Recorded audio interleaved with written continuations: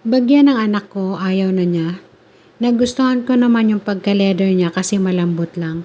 Kung makikita nyo, may lining siya. Yan, mahaba yung ano niyan, yung strap ng bag. So, kaya ginawa ko, recycle ko na lang. Yan, tinastas ko yung handle dyan, or strap ng bag. Pati din yung lining, tinastas ko na din. Ayan, pinaghiwalay ko na. Tapos dyan, gumawa ako ng lining sa loob, pati na din yung magiging bulsa niya sa loob. Yan. Pagkatapos ko magtabas ng tela, nagtabas din ako ng pilon.